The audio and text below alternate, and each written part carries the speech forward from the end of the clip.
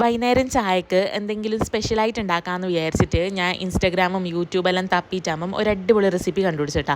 നെയ്യപ്പം, instant നെയ്യപ്പം, അല്ലെങ്കിൽ നമ്മുടെ നാട്ടിൽ ഇങ്ങനെ കോരുത്തിയപ്പം എന്നാന്ന് പറയല് നെയ്യപ്പത്തിന്. അങ്ങനെ ഞാൻ പെട്ടെന്ന് തന്നെ അരിപ്പൊടിയും മൈദയും എല്ലാം കൂടെ മിക്സാക്കാൻ കഴിഞ്ഞിട്ട് നമ്മളന്ന് രാജുവേട്ടനോട് പറഞ്ഞു എയർപോർട്ടിലേക്ക് പോവാം, അവിടെ വിമലേഷ് ബാബി നാട്ടിൽ നിന്ന് വരുന്നുണ്ടെന്ന്. നമ്മളെ ഏറ്റവും നല്ല ഫ്രണ്ട്സാണ് കേട്ടോ ഇവിടുത്തെ വിമലേഷ് ബാബിയും ഒരു ഫാമിലിയും. എനിക്ക് ഭയങ്കര ഒരു നോർത്ത് ഇന്ത്യൻ ആളോട് എനിക്ക് ഇത്രയും നല്ല അറ്റാച്ച്മെൻറ്റും, എനിക്ക് നല്ലൊരു ഫ്രണ്ടാണ് അവർ. അപ്പം ഞാൻ വിചാരിച്ചു ഓക്കെ പോവാം, ഞാനൊരു സാരിയും കൂടെ കൊടുത്തിട്ടുണ്ട്, അങ്ങനെ അതും അവർക്ക് ഗിഫ്റ്റ് ചെയ്യാമല്ലോ എന്ന് വിചാരിച്ചിട്ട് പെട്ടെന്ന് തന്നെ റെഡിയായി. അതിൻ്റെ ഇടയ്ക്ക് നെയ്യപ്പത്തിൻ്റെ വീഡിയോ എടുക്കാനൊന്നും പറ്റിയില്ല. പിന്നെ 8:30 അറൈവൽ. പക്ഷെ നമ്മളൊരു 8 മണിയാകുമ്പോഴേക്കും എയർപോർട്ടിൻ്റെ അടുത്ത് എത്തിയോണ്ട് അവിടെ അടുത്ത് തന്നെയുള്ള ഡെക്കാത്തലോണിലേക്ക് പോയി.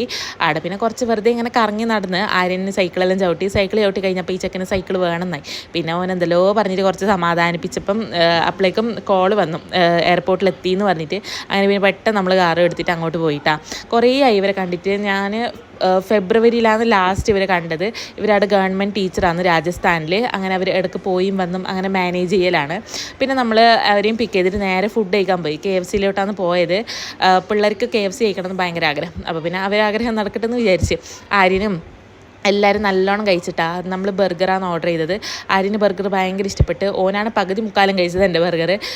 അങ്ങനെ അതെല്ലാം കഴിച്ചിട്ട് പിന്നെ കുറേ സമയം ഇരുന്ന് വർത്താനെല്ലാം പറഞ്ഞു. ഭയങ്കര നല്ലൊരു ഡേ ആയിരുന്നു. അപ്പോൾ അത്രയേ ഉള്ളൂ. ബായ്.